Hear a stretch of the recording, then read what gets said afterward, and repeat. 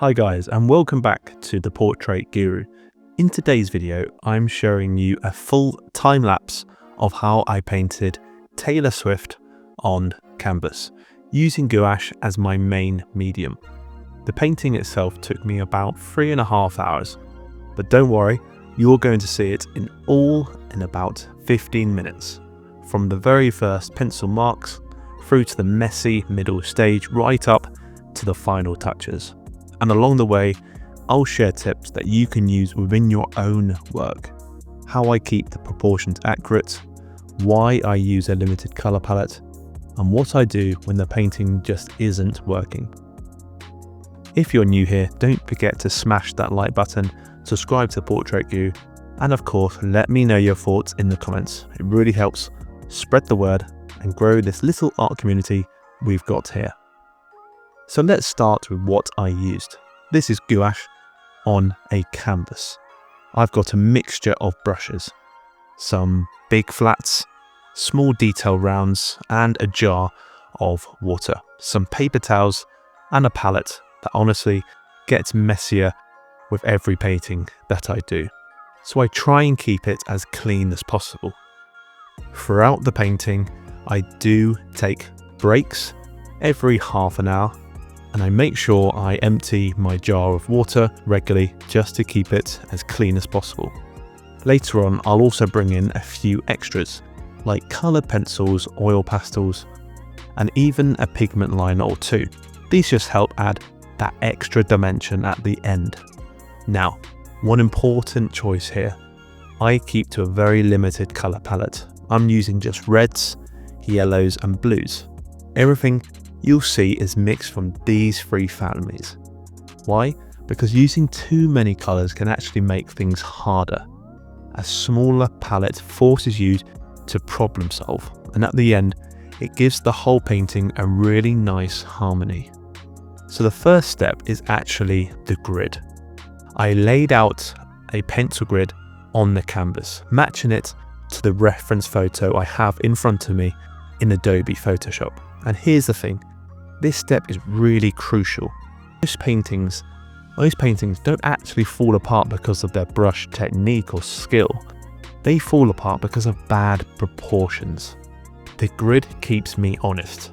It makes sure the eyes are lined up properly. The mouth isn't too low. The head isn't too wide. It's not 100% reliable, but it just makes sure that I keep my proportions in check. Basically, it gives me a map to follow that I can focus on the fun stuff later. And I don't press too hard with the pencil here. I don't want to be fighting to cover the darker lines later, but it is a challenge. With the drawing sorted, I cover the entire canvas in a warm red-brown wash. It might look a bit strange at first, but this is a trick I use on almost every painting. It gives me a nice mid-tone base, so when I put the highlights on top, they really come out of the picture, and the shadows feel deeper by contrast. It also unifies the whole painting from the very start. I'm not fighting with a stark white canvas, and this makes it just easier to judge and to paint from. Next, I'm blocking the big shapes, and I actually definitely mean big shapes here. Forget about the eyelashes or the little highlights on the lips at this stage. At this point, I'm thinking the light side of the face, shadow on the other side, the hair mass, the dress block, the background. I'm definitely using the biggest brush I can for each area, because the fewer unnecessary marks you can make now, the cleaner your painting looks later. Think of this stage like sculpting clay, just pushing the overall form into place. This is really a balancing act. Here's where that limited color palette comes into play. For skin tones, I'm mixing reds and yellows with a touch of blue to cool things down with the shadows. For the hair, it's more yellow with bits of red to warm up that section. It's quite simple, but it works for me. Restricting myself to 3 colours means everything naturally fits together. The dress, the hair, the skin, they all feel like they belong in the same world and essentially in the same painting.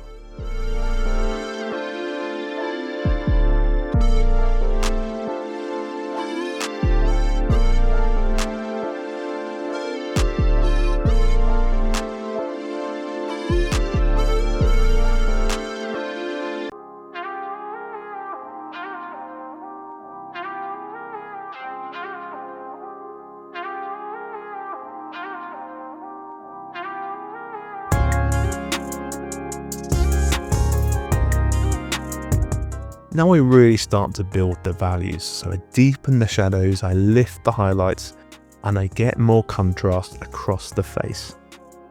But honestly, this is where things got a little bit tricky. Around this stage, the painting just didn't feel right. The lightness wasn't landing, even though I've used the reliable structure of a grid like I discussed previously. The colours just felt a little bit off, and honestly, I thought maybe I should just stop and come back to it in a few days. But from my experience, here's a really important lesson that you can take away with. This messy middle stage happens in almost every painting that I do. And actually the worst thing that you can do is actually give up. Push through, have some breaks, come back to it, sleep on it, make small corrections, and just keep trying at it. Keep layering the painting. That's where I, and if you do this, learn the most. And trust me, once you get to the other side of that struggle, the whole painting opens up. I definitely think in this messy middle stage, when you and I are struggling the most with your paintings, that's actually when you're learning the most.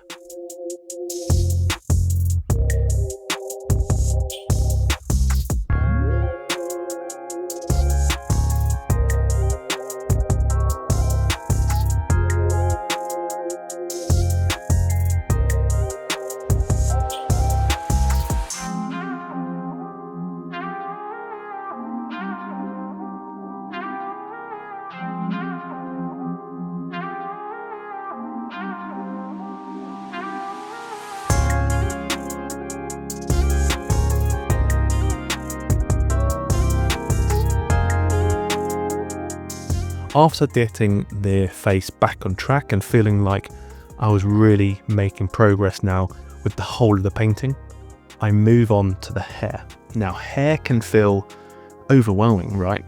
All those strands, all those highlights, where do I even begin? But the trick is to stop thinking of it as individual strands and think of it as shapes, big shapes of light and dark first. Then once those are solid, I'd grab a dry brush and lightly drag paint across the surface. That gives you those subtle natural hair textures without overworking it. At the end, I'll add a few sharper strands with colour pencil or liner, just enough to suggest detail without drawing every single strand. So now let's go and talk about the background. I choose to keep it quite dark within the background with a hint of black within the colour. That's not random, it's something that I've picked up from studying past masters. I really love Rembrandt, Caravaggio, for example. They loved using dark backgrounds because it makes the lighter subjects leap forward. It's dramatic, it's effective, and it essentially focuses your eye on the portrait. I absolutely love master studies. As you can see, that I've taken this inspiration within this very portrait painting. So if you want to dive deeper into how master studies can help your own work, check out the video in the top right corner.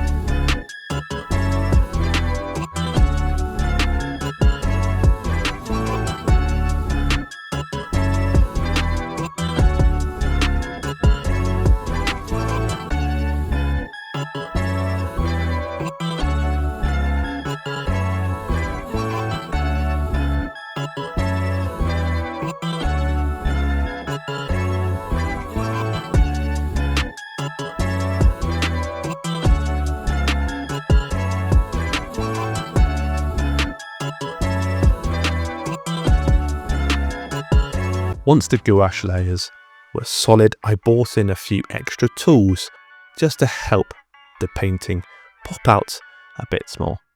Oil pastels of some creamy, rich marks, colour pencils to sharpen edges and add tiny textures, and then lastly pigment liners and brush pens to make the painting pop in a few crisp details, like the shine in the eye or some fold in the fabric. Mixed media like this just adds a whole other dimension. It's like turning the volume up on the portrait right before the finish line. As a word of caution, if you're using oil pastels to add some extra detail within your painting, make sure you do this right at the end of the process, as when you put down the oil pastel onto the canvas material, it's very hard, if not impossible, to put painting on top of these layers without making the painting or this area of the painting very heavy and textural.